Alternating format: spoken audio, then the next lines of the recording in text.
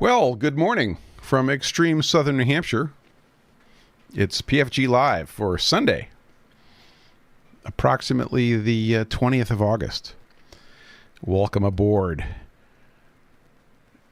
DBX in Rockland County, New York reports sunny and 81 degrees, relative humidity 42%, the only correct relative humidity, and a lovely day. We're picking guys up off of both YouTube chat and Discord. So Tom, oh, look at Tom. Tom does a screenshot. Raleigh, North Carolina, 92 and 48% relative humidity. CJ Stevens checks in from the extreme eastern E of Tennessee. A beautiful day, 90 degrees and sunny. Good morning, Joel. Welcome aboard. Luda Smith, thank you for your chat test earlier. Who else did we miss? Almost. In the Phoenix, like 90 degrees Fahrenheit, 50% humidity. That's pretty good. That's actually a decent balance. But you want and need rain. Butterfield Bates, welcome back, sir. Sunny and 75 in the Thousand Islands of New York. Did you count them? I would like to know if they've been counted and accounted for. And Warren Jones reports, and I quote now, the same weather as here. I'm not quoting, actually. He says, I report same weather as you, more or less. You're a little norther. So Butterfield Bates says, there's more than 1,000. We round off. Excellent, because around here, we would be counting them, measuring them, and documenting them, as you are no doubt aware. Well, here in the Windham of New Hampshire, it's 79 Fahrenheit, which is actually quite nice. 51% relative humidity. We're very close to a standard here. I was sitting outside on the back deck, just chilling, and the frogs were doing the same thing next to me. So we were all just sitting there snoozing. It was pretty cool. So let's see. We have a few things to talk about. Oh, Greenwood has checked in. Greenwood AG at 65 degrees and raining in southern Idaho. Those potatoes need a lot of water. Welcome, sir. Welcome back. So good things happening this week. I had some good shop time. I did some grinding. We got a nice, lovely batch of 4-inch rectangular stones ground up into inventory, and I think one of them went out the door already. Another one's going out the door first thing in the morning. So if you're the one who placed the order, it's going out first thing in the morning. So that got done. But the big thing this week was not super exciting. And if you've been following on Instagram, you saw I was babysitting the CNC machine, the Sharp mill, and we've been making the balancing rings, the B200 balancing rings, and cranking them out.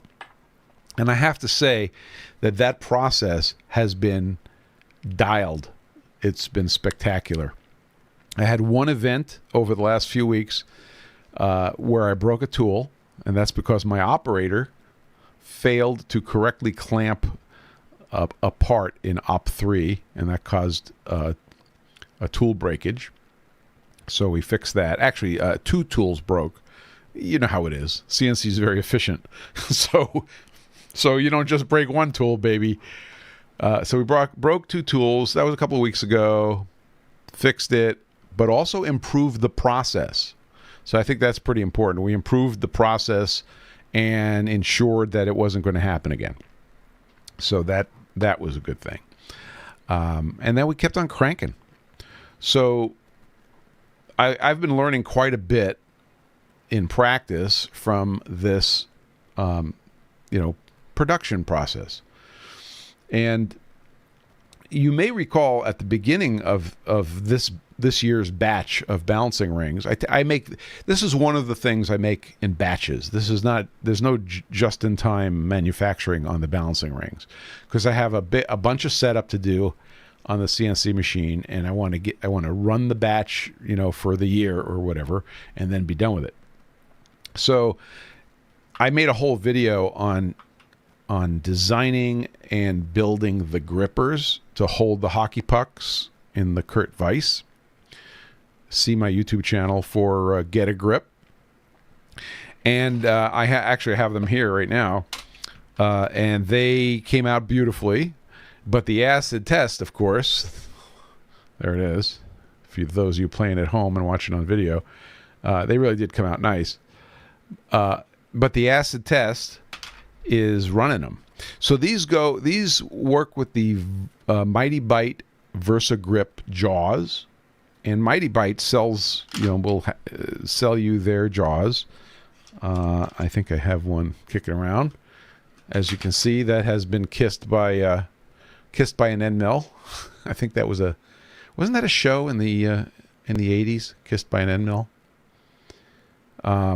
Anyway, but I had to raise my work up a little bit because of the process. So we designed these grippers. So I've now run, over 100 cycles with using these grippers, and it wasn't just the grippers, because these grippers were A2 tool steel, Rockwell 55 ground. They're gorgeous, and they're very sharp. So when your part lands on the table of the gripper, this little tooth of the gripper digs in pretty nicely. Also on this run, we added a torque wrench. So I put a link for this. This is, of course, off Amazon. I put a link for this in the links page. This is a Tecton torque wrench, and I have this set to 100 inch-pounds. So the combination of 100 inch-pounds, which, by the way, is not a lot. When you go to tighten this thing, your first inclination is, oh, I could put a lot more on this Kurt vise handle. There's a reason not to, but because you've got these 4 little knife edges digging into your part. Think about pounds per square inch. So 100 inch-pounds of torque to the click. These wonderful grippers, and I ran that whole production run, and when you look at the grippers, you cannot tell they were ever used. Hey, Machine New Zealand is here. Welcome aboard, sir. I hope your is it a Jones and Shipman grinder, 540, I believe, is going well. Our friend down in New Zealand just got a new surface grinder, and it sounds like it's going to be awesome. I saw pictures of it coming off of the trailer. Jones and Shipman, awesome. Yeah, that'll be really neat. So anyway, the grippers were awesome. They went the whole. I think we made about 100 hockey pucks, turned them into balancing rings, and you can't tell they were ever used. So that went very well. I'm very happy with that. So my grippers are now a thing. If you go to the Mighty Bite site, you can buy the Versa Grip system, and you could buy their jaws. It's all good, but I like my grippers better. So there you go. Also, according to my notes here, they came in at, I think they were Rockwell 55 on their grippers, and I think mine are either 55 or 60. I don't quite remember. So Machine NZ is reporting he's stripping the grinder to check things over. So if you're following on Instagram, Machine NZ found some nice flaking on his ways on this new Jones and Shipman, which indicates it was not terribly abused. Butterfield Bates asks, are those grippers available in the form of a product or a print? Now how much would you pay? No, I don't have. I suppose I could put a print up. They're super simple, and they have not been productized. and mostly because my situation the reason I made these grippers was to again raise the part off of the top of the jaw. In the Mighty Bite VersaGrip system, your part sits on the jaw, and then the grippers come in and grip it. But I needed them to clear the jaw, because when I go around on the balancing ring and I drill the holes on the periphery, I couldn't clear the jaw. So when in batch, by the way, this is batch number 3 of the B200 balancing rings. When I did batch number 1, I actually made them out of 3-inch, I think it was 3-inch or 2.5-inch diameter pucks. In other words, I wasted a lot of material so that I would have clearance to drill the holes. So when it came time for batch number 2, I decided I wanted to use smaller material, make fewer chips, and we were, right, if you were listening to the Business of Machining with John and John, occasionally talking about Spencer and Spencer, little inside joke there, they were just talking about ordering stock so that the amount of material you have to remove is much smaller, so your chip management is much easier. So that's sort of what I did between batch 1 and batch 2, and I invented the gripper to be to raise the part off the jaw and, of course, grip the part. Butterfield Bates says, I run into similar clearance issues drilling through. Exactly. I run those jaws daily, and I like those grips. I have to make some. So if this is, you guys have to, this is how all of the products that I make came about. If this is an actual product where we need to make this, let me know, and we'll start making it. But I'm happy to share the print. It's ultra simple. The first set of grippers that I made were made poorly. I made them out of A2, but my heat treating foo was not there yet. So I cracked some of them, and then I realized I got to use less torque. I don't think I started using a torque wrench, but I just started going a little gentle on them, and I found out that I was peening the edges over. So I made it through batch number 2 and made successful product, but I wasn't happy with the grippers. So now we come along. This was batch number 3. I redesigned the grippers mostly. Well, actually, they're redesigned all around, dimensionally and metallurgically. But I made these out of A2. But now my metallurgy, my heat treating is dialed. So they came out fantastically well. These even got a cryo treatment because I do cryo treatments now. That's what we do. And they came out just spectacularly. So I'm very happy about that. But the magic information here I buried the lead is 100 inch-pounds on 4 gripper, 2 and 2, and that was all you needed, and it worked great.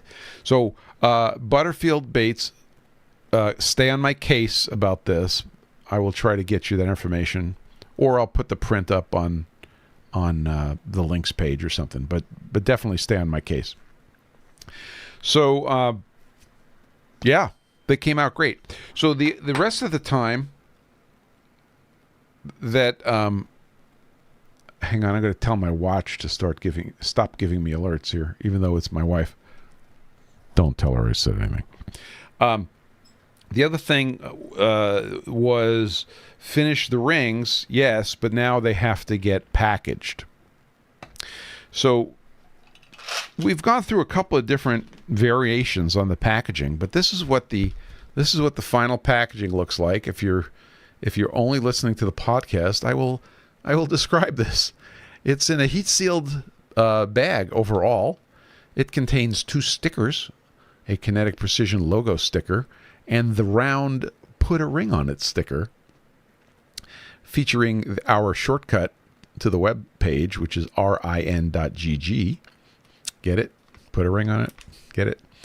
And it also has the product information code with the rin.gg plus a QR code.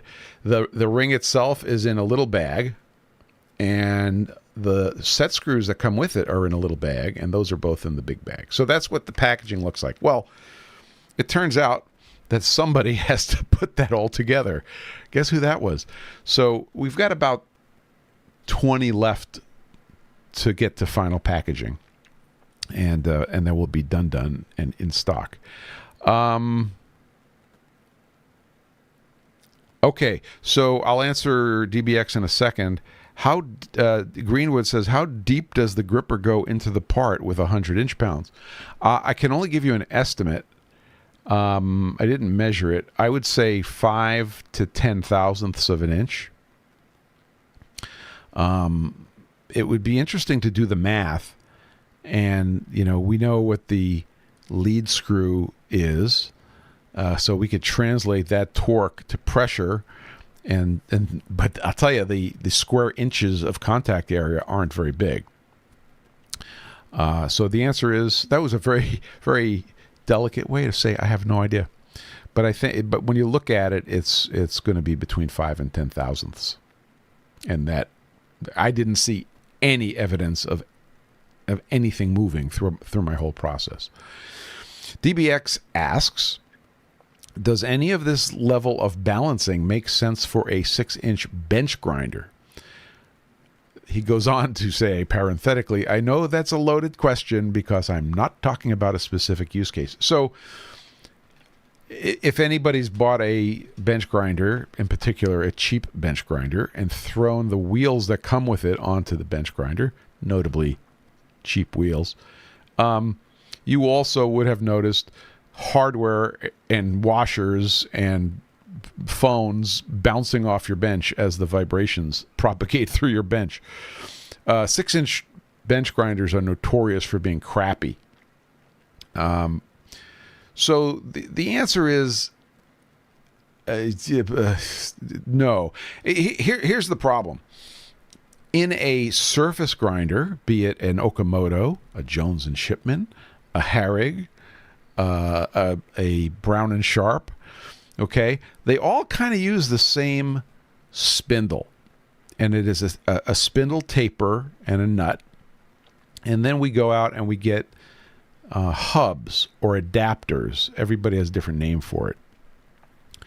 Either one is fine, and we clamp those onto a wheel. Now we have an assembly which we balance.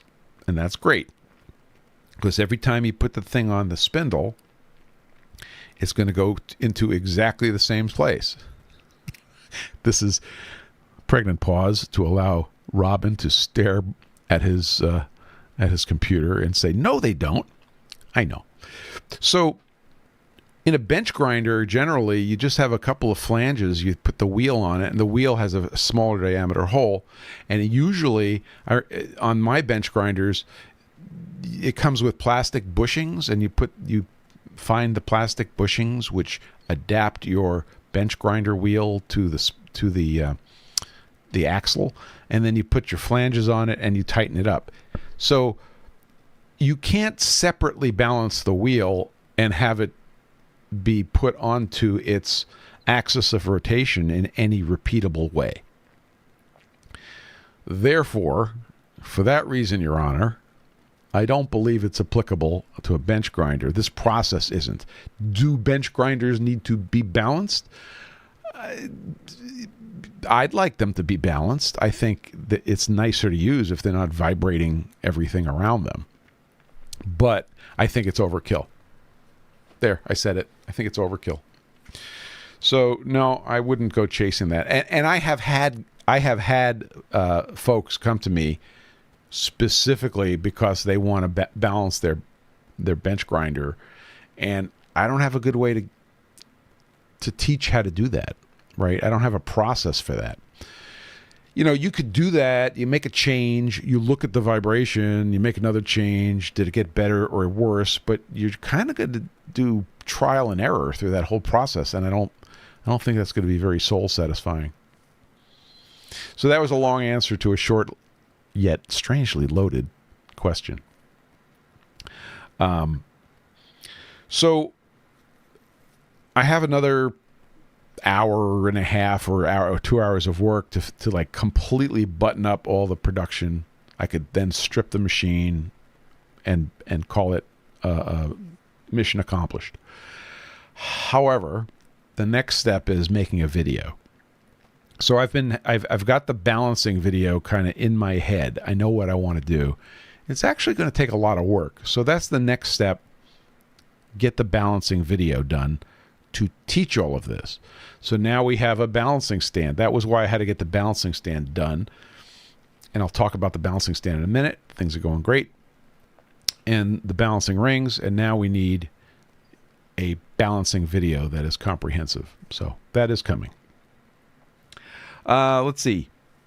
Logic dictates we talk about the balancing stand. So also on the Instagram, I've been showing pictures of the balancing stand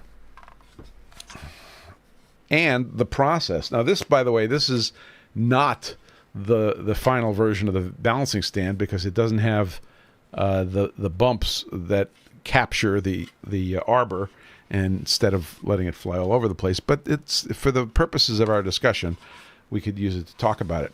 They're getting serialized, so there's a serial number on the bottom.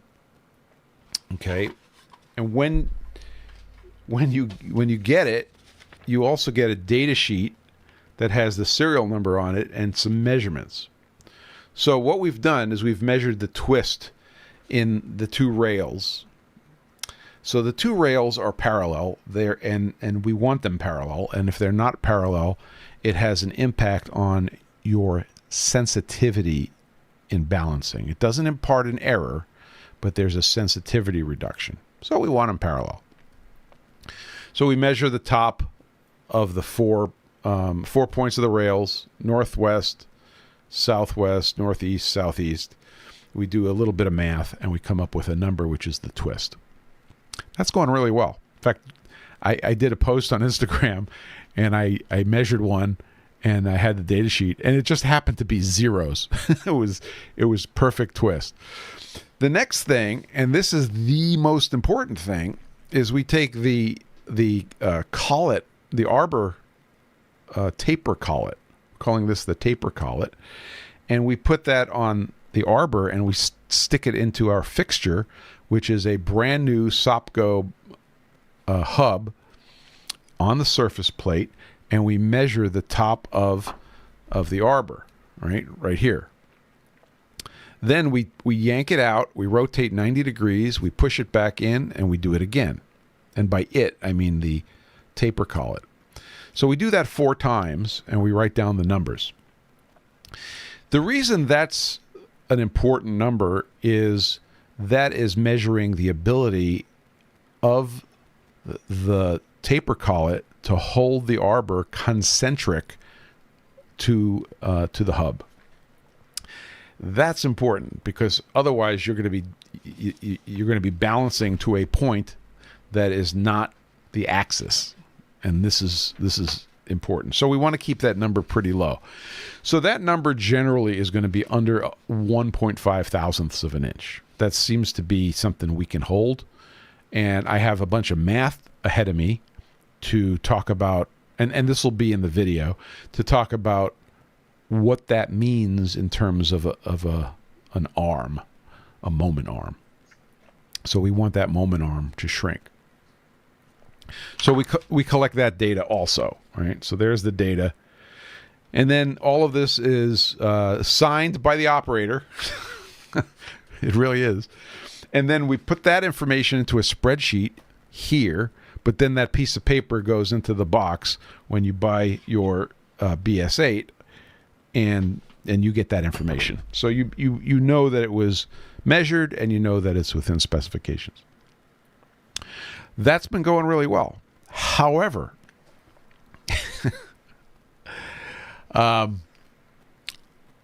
I started making measurements. Now I have a population of parts, right? So now I can start to gather data and look at trends and see what's going on. And to be honest, I did not like what I was seeing for the concentricity of the first taper collet that I was making. So I basically pulled the big red handle and I stopped the process and looked at a few alternatives and looked at some changes. Unfortunately, and I'm looking at you, Clint, one of the units went out the door. Okay. So Clint is getting a brand new taper collet first thing in the morning because we did solve the problem. So I created a slightly modified design, which I will talk about, and measured it. And it came up almost 0-0. And I was like, okay, now we have something better. So we started making that. Is it perfect? No, it has tolerances just like everything else, but it's better than what I was going to settle on. And now it's pretty nice. So the tolerances on that are, I believe, don't quote me on this, it's under 1,000th. Like, for example, on this measurement right here, if you're watching the video, it says 0, 0.2, minus 0.5, minus 0.5. So the extreme extent would have been 0.7 or 7/10. And that's acceptable.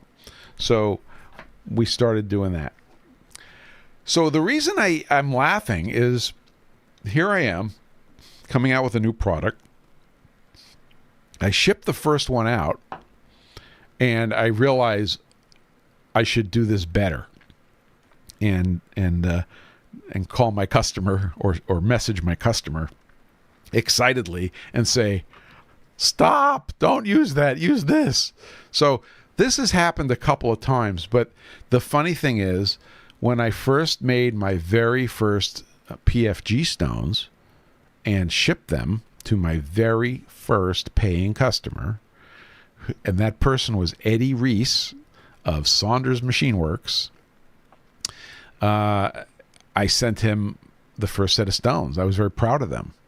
And then I was talking to Robin Renzetti, and Robin says, you ground the sides, right? I'm like, Robin, I did not grind the sides. He says, you really should grind the sides. I'm like, stop the presses. So I made a new pair of stones, ground the sides. This is the small sides, right? The long, small side. And they came out great. And I messaged with Eddie and I said, Eddie, send those back. I'm sending another set. And I sent him a replacement set. So it's a funny story, but it repeated itself with the taper collets. And that's okay. That's, it happened with my Volkswagen also. I had a Volkswagen Golf GTI 1987. And I get a call from Volkswagen and they say, hey, do you hear some kind of like rattling sometimes when you're decelerating? It's the manual shift, 5-speed. And I'm like, yeah, maybe. They say, yeah, we want your car back because there's something we have to do to it. I'm like, okay. So the manager, like this bigwig, came out and literally to drive my car away.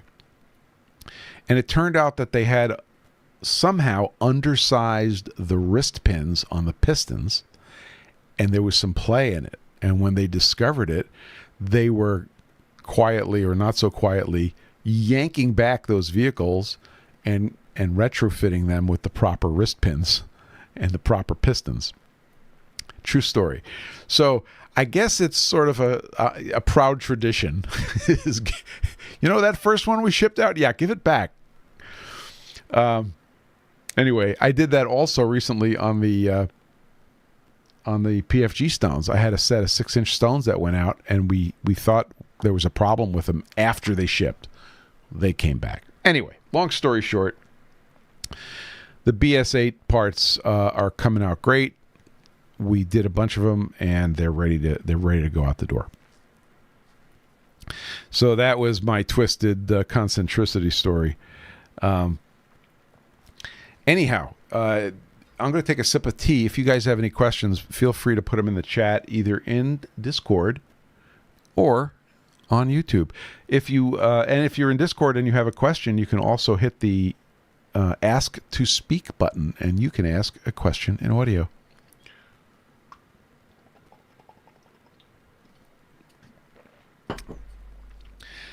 Okay, so the collective we has been going through the relative humidity sensing challenge, and we kind of landed on a good solution, which was buying these $30 Sensorion boards and actually getting good relative humidity data from them. I proceeded to make a 3D printed case, and there's a few people, by the way.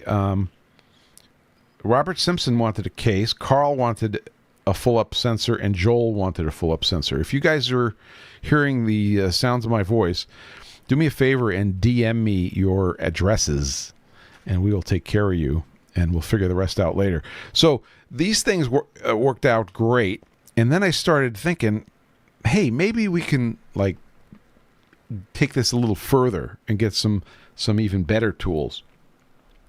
So I was surfing around on the Adafruit site. If you're not familiar with it, Adafruit, A-D-A Fruit, makes all sorts of widgets. Little tiny computers, microprocessors, sensors, lots of them, just lots of them. And they make them in this strange place called Brooklyn, New York. And you might have heard some stories about Brooklyn, New York. I just want you to know they're all true. So they're on Varick Street in Brooklyn, New York. Now, the first time I noticed Adafruit as a company and I saw that they were on Varick Street, I had to start laughing. When I was about, 14 or 15 years old, I got my amateur extra class license. And at the time, the way you got your ham radio license is you had to go down to the FCC and take a test. So you'd have to go down, take a written test, and then you'd have to take a Morse code sending and receiving test. That's since been discontinued, but here I was, whatever year that was, 1840, and I had to go down and take my test. So you go to this, government building, and you sit down with a bunch of other people. And when it came time for the sending and receiving test, I sat down across from this young woman, and she gave me a paragraph that I was supposed to send. So we had already taken the receiving part of the test. So the code was sent to everybody in the classroom, and you had to fill out, copy everything you can copy, and then turn it in. And you had to have 1 solid minute of error-free copy, in my case at 20 words a minute, in 5 minutes of transmitted signal. So we did that, and then you had to go prove you can send Morse code. So I sit down in front of this young woman at this desk, and there's a straight key, and I was handed a paragraph, and here I am. The term of art, by the way, is pounding the brass. I don't make this stuff up. And I'm sending this paragraph, and to this day, I am not 100% certain that the person on the other side of the desk actually knew how to copy code. But, I was all serious, did the thing, passed my test. Why am I telling you this story? Because that was on Varick Street in Brooklyn, New York. And I am not 100% sure, but if I was a betting person, I would bet $20 that Adafruit now owns that building. I will go back into the history books one of these days and find out. But that, seeing they were on Varick Street brought up all sorts of memories. Where was I? Oh, yes, Adafruit. So if you go there, you could find all sorts of wonderful things. So I got on Discord, and I got on, Instagram, and I talked to some of my my friends, and I said, hey, I want to get started with one of these little computers or little microprocessors, what do you recommend? And I got steered into getting one of these. Look at this. If you're watching the video, I'm holding up an Adafruit Feather. Okay. This is called the ESP32-S3 Reverse TFT Feather. So reverse TFT means that there's a display, a TFT display, which stands for thin film transistor, on the back of the board. So it has this little display. Isn't that cute? It has 3 buttons and a reset button on the back, so you can panel mount it, and it's got a USB-C connector for power and data. So, but wait, there's more. It also has this connector for I2C devices that has 4 wires coming out of it. They made a standard, right? And they sell a little sensor, which is very familiar to us. It's made by Sensirion, and it's the SHT series of sensors. This is the exact sensor that is in the Sensirion eval board that we've been playing with. So I ordered the 45, not the 40. So this is the higher accuracy sensor, and it is talking to this little Feather. That's their name. And I have this little lithium-ion battery. Everything you see right here is about, I think we looked it up. It's about $50. It's about $20 worth of battery, 20 bucks worth of feather, and $13 worth of sensor there, plus $1 for that cable. Looks expensive. Yeah, well, there you go. It wasn't that bad. Again, I think it's $22, $24 for the feather, $12 for the sensor, $12 for the, or $20, I can't remember, for the battery. And it's running. It's running right now. So this thing came in, and I had this thing from the moment I opened the box. So here's the Adafruit box, right? There's their logo. From the moment I opened the box to the time that little teeny display was spewing temperature and relative humidity information to me was under half an hour. And that included me bumbling around on the website and figuring out how to download software and figuring out libraries and all that kind of stuff. That's pretty cool. And they have libraries for all sorts of sensors. So we could measure voltage, we could measure pressure, we could measure vibration, we could measure, of course, temperature, we could measure humidity, and they have libraries for all of these sensors. That's pretty cool. So for not much more money than, this eval board from Sensirion, we can have a similar thing going.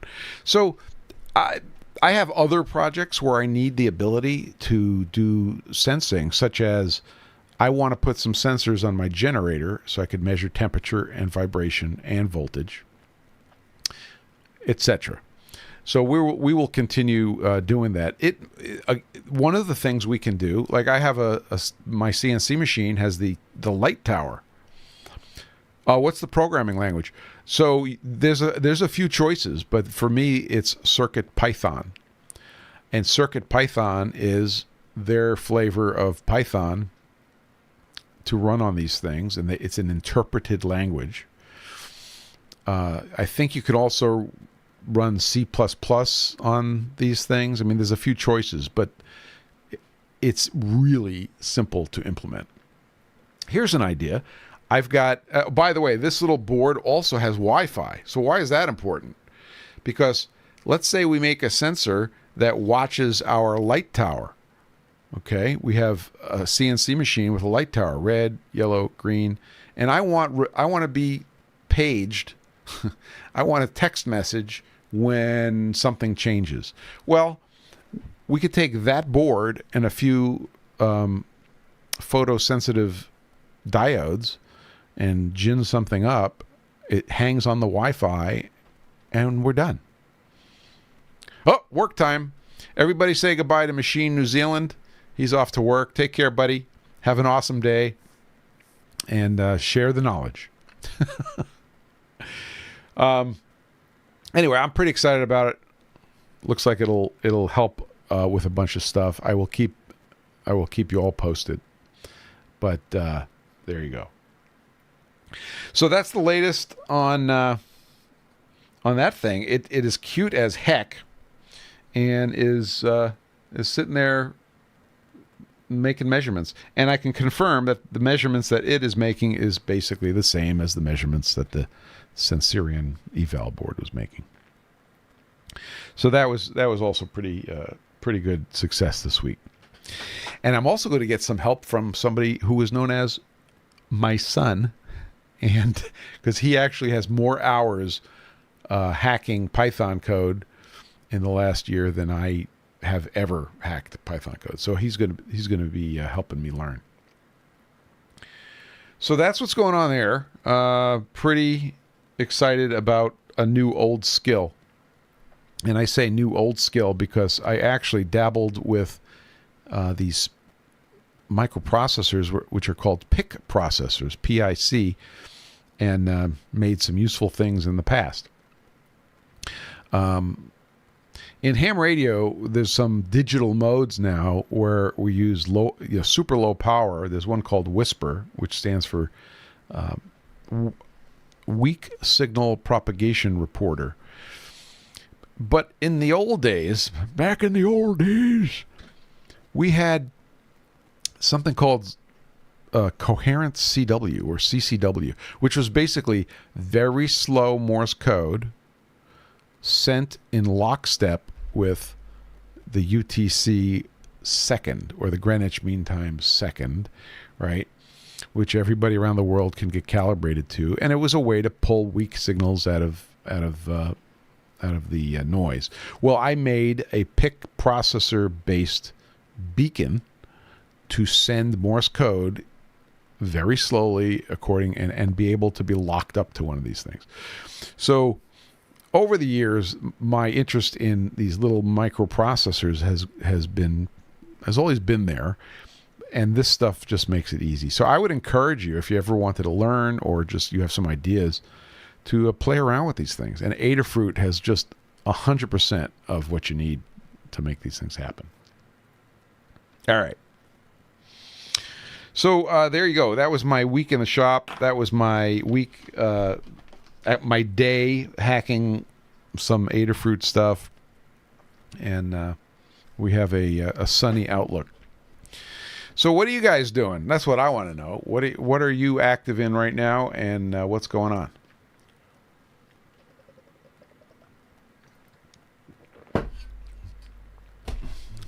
I know that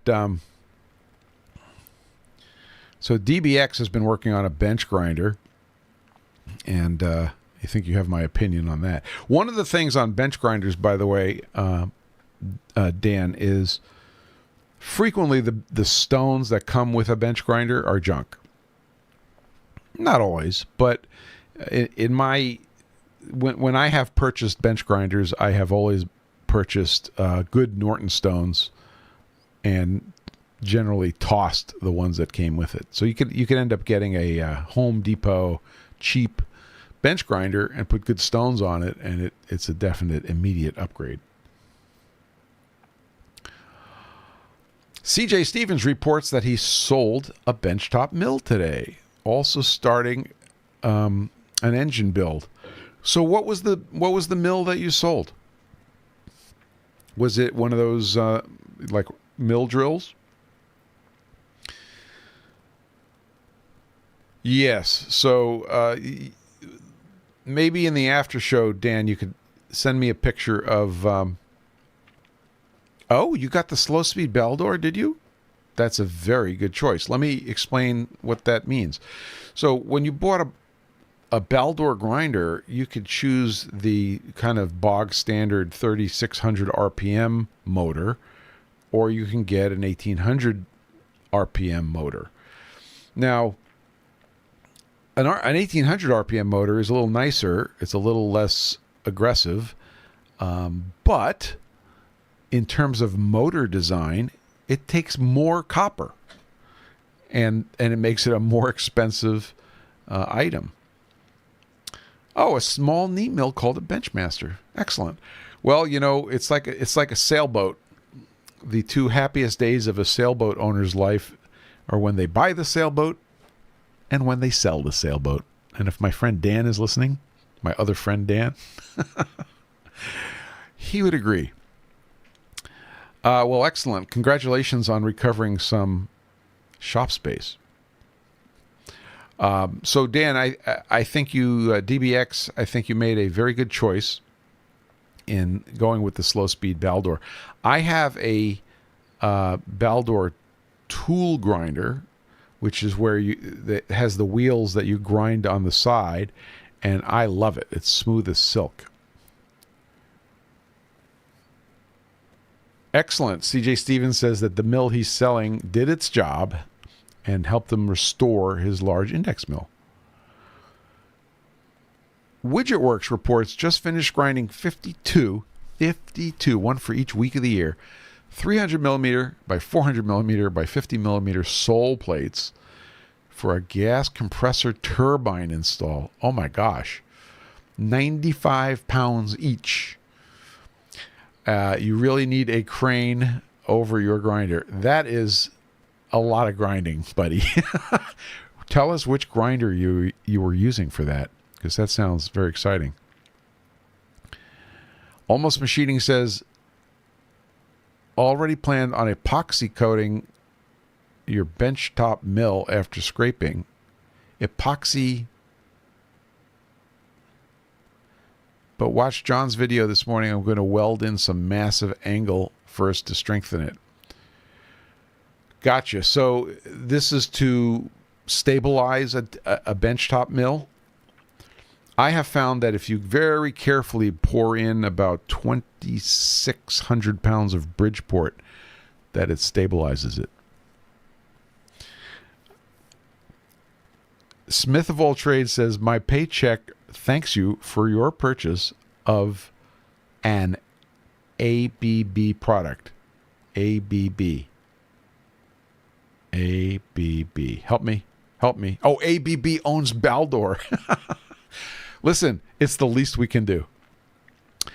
It was one of the few things, when you walk around my shop, there's a few things you can point at, and it's like, I bought that brand new. There's only a handful. One of the handful is a brand new diamond wheel tool grinder from Baldor. And it's a wonderful wonderful tool. Happy to have it. So, excellent. I hope they're keeping the quality up, and my understanding is that they are. So, DBX is helping Smith of All Trades feed his kids. I love it. So, Almost is still scraping. He doesn't want a Bridgeport. That's funny.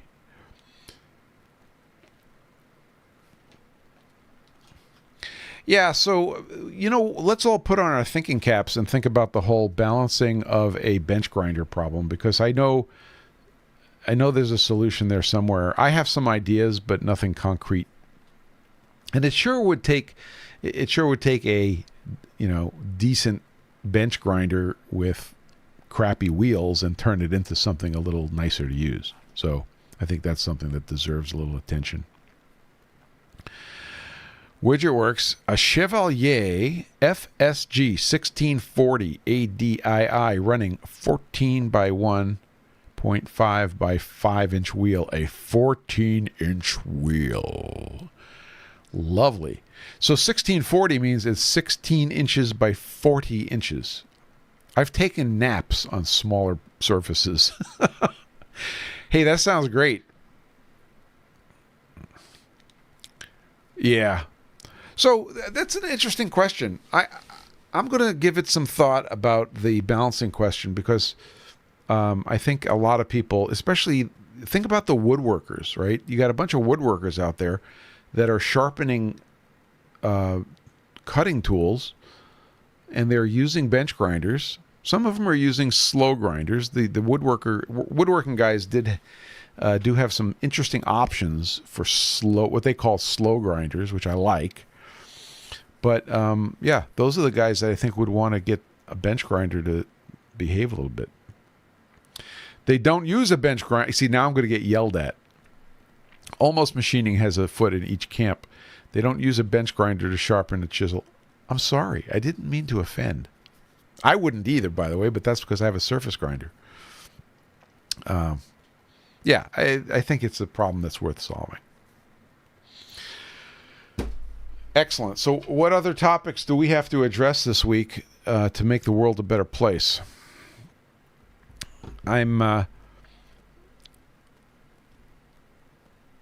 Thank you, Robert Simpson. You have earned your Sensorian case with your comment, flat stones for final finish. You win. So, almost says, but in all reality, why spend more than the cost of a tool to balance a wheel for the tool? Right. Correct. Flat Lapper is joining the fight here. So, yeah, it's an interesting question. But every now and then I get another person that contacts me about that, and the customer is always right. Almost.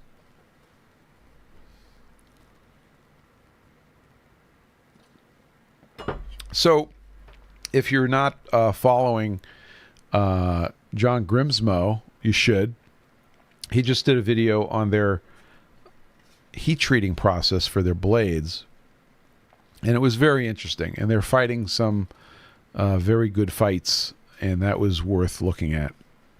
Continuous process improvement is very honorable, and I think he's doing a great job at it. So, shout out to John Grimsmo, another Kinetic Precision customer. Alrighty. Well, I'm happily out of topics. If anybody has any questions, or if you're shouting for help from somebody else in the community, you can do it here. We see no impediment for next week's PFG.Live. I was hoping to have some surprise good news for you this week, and I don't think it came in. So I apologize for that, and I can't say anything until I get a piece of paper in the mail. So we will keep you posted. Alrighty then. So I'm gonna wrap it up here, and then I'm gonna go downstairs and finish packaging up the last of the B200 balancing rings, and then we will be done with production for probably the next year. And get those out the door. If you are on Discord, or you want to come over onto Discord, we will have the after party and be available for chatting. Almost Machining, thank you for being here. Stay cool, brother. Take care. Flat Lapper, nice seeing you. Robert Simpson. Don't forget, Robert, I need your address. Don't send it here. Send it in a direct message. Let's see who else is here. Widget Works, thanks for painting the verbal picture of a huge grinder doing a lot of work.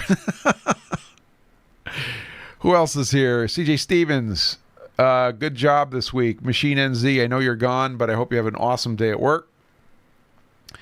Over on the Discord, we've got Smith of All Trades, DBX, Warren Jones, my neighbor to the north. Take care, Warren. Enjoy the gorgeous day. I hope you're getting a little bit of vitamin D. Tom, nice hearing from you. And I hope to see you sometime in the not terribly distant future. Although I don't know when. I am getting down south. And with that, I'm going to say, have an awesome rest of your weekend. Get flat, stay flat, and have fun.